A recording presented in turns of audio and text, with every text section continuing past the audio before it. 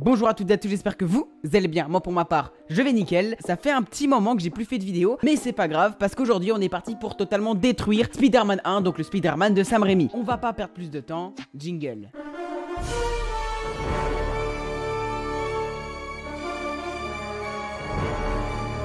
En gros, Spider-Man 1, c'est l'histoire d'un gars prénommé Peter Parker qui a très peu de charisme, mais genre tellement pas de charisme que même le bus scolaire ne le respecte pas. Et une fois rentré dans le bus, même ses camarades de classe se foutent de sa gueule. Ah, et petite précision, Peter est amoureux de cette fille, du nom de MJ, Mary Jane Watson pour les intimes. Et le problème, bah, c'est lui, Flash Thompson, qui sort déjà avec MJ. Sérieusement, qui appelle son gosse Flash? Enfin bref, aujourd'hui, Peter a une sortie scolaire dans un laboratoire. Et juste avant de rentrer dans ce fameux laboratoire, il va rejoindre son ami Harry Osborn qui n'était pas dans le bus car il est tellement riche qu'il a un chauffeur privé. Une fois rentré dans le laboratoire, une scientifique va commencer à parler d'araignées génétiquement modifiées. Et juste après, MJ va faire remarquer à la scientifique qu'il manque une araignée dans la boîte. Et la scientifique va dire qu'il ne faut tout simplement pas s'inquiéter. Juste après ça, Peter va proposer à MJ de faire une photo pour le journal de l'école. Elle va accepter et Peter va commencer à prendre les photos. Et comme de par hasard, l'araignée qui avait disparu juste avant va sur le poignet de Peter et le mord. Peter va par la suite rentrer chez lui et il va saluer son oncle et sa tante, et non pas son père ni sa mère, car ils sont morts lorsqu'il était petit. Putain, mais ça me rappelle quelqu'un ça. Pendant ce temps, le père du pote extrêmement riche de Peter, donc Harry Osborn, est en train de faire des expériences avec un siromante. Alors juste avant de continuer, je vais vous poser un peu de contexte parce que sinon vous allez rien comprendre. Donc lui, c'est le pote extrêmement riche de Peter, du nom de Harry Osborn, et lui c'est son père qui a fondé la société Oscorp. Un jour, alors qu'ils avaient développé un sérum de stimulation de performance, le fameux siromante, il le présentera par la suite à des actionnaires qui jugeront que le sérum est bien trop dangereux pour être testé sur un humain. Du coup, comme il est un peu têtu, il décide de tester le sérum sur lui-même directement. Et le scientifique qui est avec lui l'avertit qu'il serait plus préférable de faire d'autres tests avant de tester sur lui-même. Et du coup, comme c'est quelqu'un de responsable et de conscient, bah il va quand même tester le sérum sur lui-même.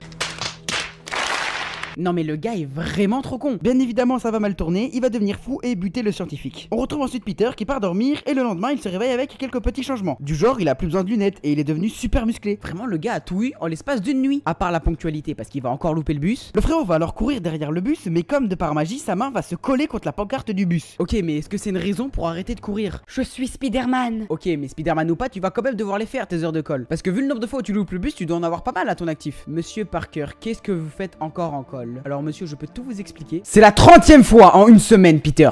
À midi, il va aller à la cafétéria et une toile va sortir de son poignet et va se coller sur un plateau repas. Et ce golemon va tirer très fort sur la toile et le plateau va donc s'écraser sur Flash. Ça va bien évidemment partir en couille, Flash va vouloir détruire Peter, mais sans succès car Peter va tout esquiver et va maîtriser Flash en 2 secondes. Suite à cela, Peter va fuir de l'école et se rendre dans une ruelle où il va se dire: attends, mais maman a collé sur un bout de papier ce matin, ce qui veut dire que je peux grimper au mur. Il va donc tester sa théorie et oui, il peut bel et bien grimper au mur. Mais ça ne lui suffit pas, il va donc commencer à faire du parcours. Non mais le gars a trop pris la confiance. Mais bon, le parcours ça lui a toujours pas suffi, il va donc accrocher sa toile à une grue et sauter. Non mais là à ce niveau là c'est même plus de la confiance en soi. Bon heureusement pour lui la toile a tenu, mais malheureusement il y avait un panneau. Peter rentre ensuite chez lui et va sortir les poubelles lorsque MJ sort au même moment. Alors oui j'ai peut-être oublié de vous préciser que Peter et MJ étaient voisins depuis qu'ils étaient tout petits. Enfin bref ils se mettent à parler quand tout à coup Flash arrive dans une belle voiture et MJ va le rejoindre. À ce moment là Peter est très jaloux, il va donc chercher le moyen d'acheter une voiture. Le seul problème c'est qu'il n'a pas d'argent. Il va donc s'inscrire à un combat de cash pour pouvoir gagner 3000 $. Son oncle va donc l'amener à ce combat, même s'il est persuadé qu'il est en train de l'amener à la bibliothèque. C'est quand même gentil de sa part. Juste avant de sortir de la voiture, l'oncle de Peter va lui dire: un grand pouvoir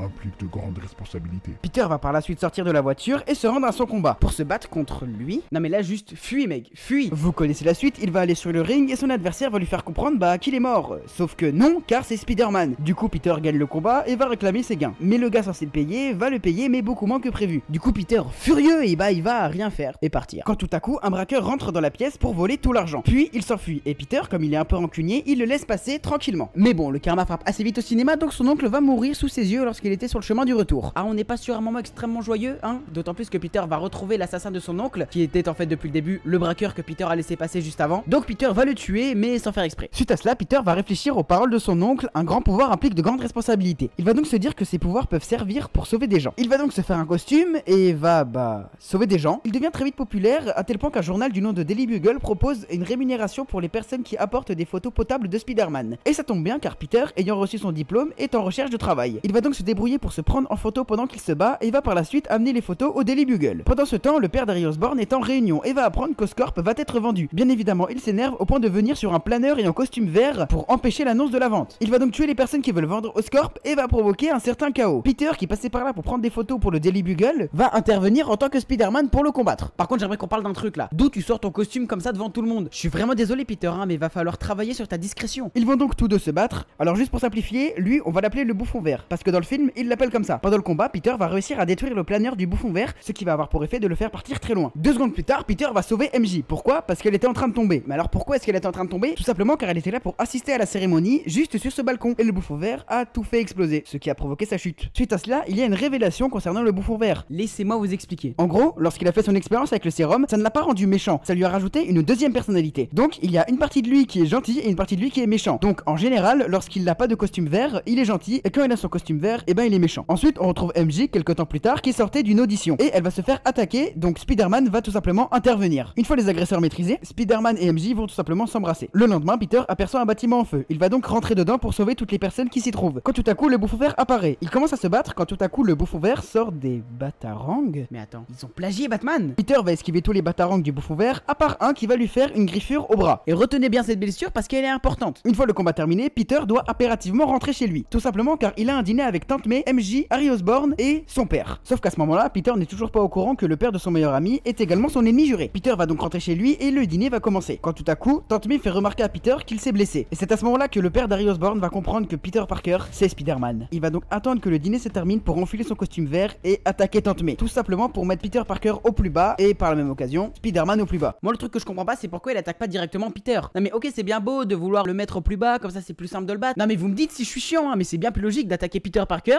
parce que s'il y a plus de Peter Parker, bah il y a plus de Spider-Man. Suite à cela, Harry Osborn va avoir une discussion avec son père, qui est donc le bouffon vert. Enfin j'espère que vous avez compris ça parce que sinon toute la vidéo n'a aucun sens. Et durant cette discussion, il va apprendre que Peter est amoureux de MJ. Le bouffon vert va donc élaborer un tout nouveau plan pour attirer Spider-Man. Il va donc d'un côté tenir MJ et de l'autre côté un téléphérique rempli d'enfants. Spider-Man va donc arriver sur la scène et le bouffon vert va dire: tu préfères sauver Mary Jane ou sauver les enfants? Mais comme vous le savez, Spider-Man est extrêmement fort, il va donc sauver les enfants et Mary Jane. Suite à cela, le combat final entre Spider-Man et le bouffon vert va éclater et y a pas photo, Spider-Man va défoncer le bouffon vert. Quand tout à coup, il enlève son masque, montrant à Peter qui il est réellement. Il lui dit donc que depuis le début ce n'était pas lui et du coup il demande à Peter de l'aider. Pendant qu'ils sont en train de parler, le bouffon vert va actionner son planeur pour pouvoir tuer Spider-Man. Mais comme je vous l'ai dit juste avant, Spider-Man est extrêmement fort, il va donc esquiver le planeur et il va venir se planter dans le bouffon vert et il va mourir. Suite à cela, on assiste à son enterrement et c'est la fin du film.